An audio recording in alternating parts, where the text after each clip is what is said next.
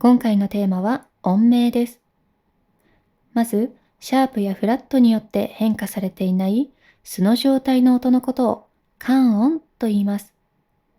鍵盤上で見ると、発見の部分が感音にあたります。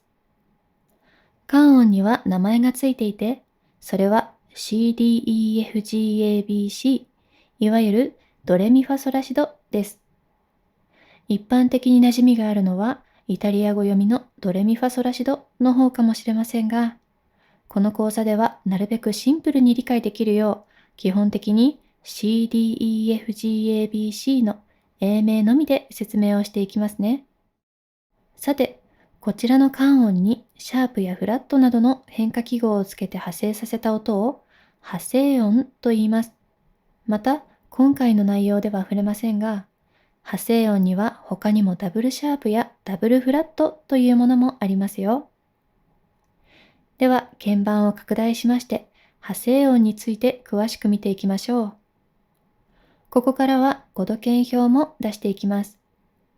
まずはじめに色分けをしますね。黄色い部分は発鍵、黒い部分は黒鍵を表しています。まずはシャープから。シャープは音を半音上げるという意味です。半音というのは隣接する音同士のこと。鍵盤の凹凸を一旦無視してフラットな状態にした方がわかりやすいので、鍵盤下の部分を隠して上半分に注目してみましょう。はい。12音が平らに並びましたね。見た目に不規則な部分がありますが、色や凹凸は関係なく、隣り合う音同士のことを半音の関係と覚えてくださいね。それでは、半音すべてにシャープをつけていきましょう。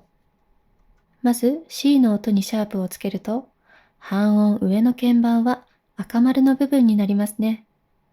この黒鍵のことを C シャープと呼びます。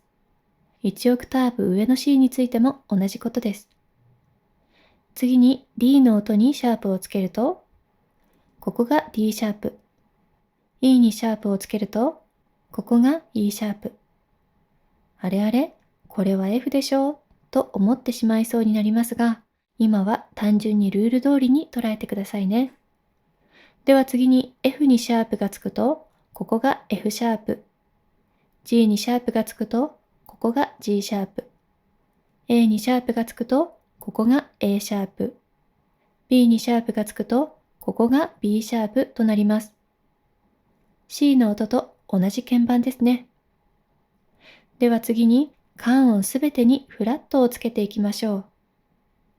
フラットは音を半音下げるという意味ですので、C にフラットをつけると、ここが C フラット。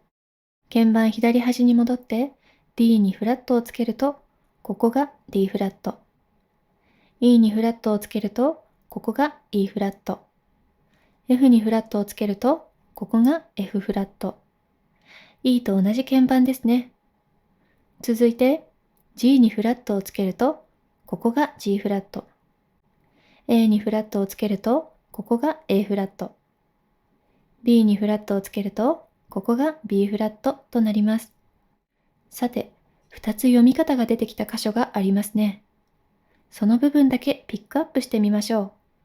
音名同士をぐっと寄せます。はい。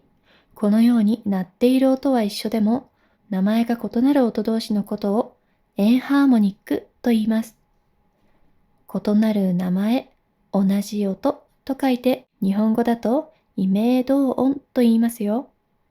半音でない黒鍵の部分は、すべてシャープとフラット両方の読み方が出てきましたね。では、このエンハーモニック、読み方が2つありますが、どうやって呼び分ければいいのでしょうか。前提として調整音楽では、音楽にまとまりを持たせるためにとても重要なキーという概念があります。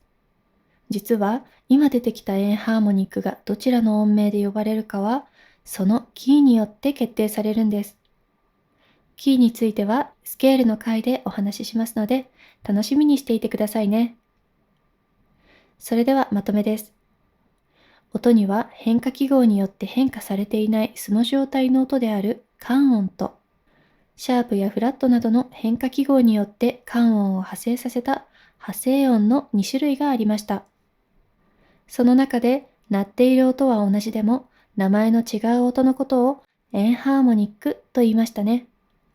一つの鍵盤につき二つある音名のうちどちらで呼ばれるかはキーによって決定されるということでした。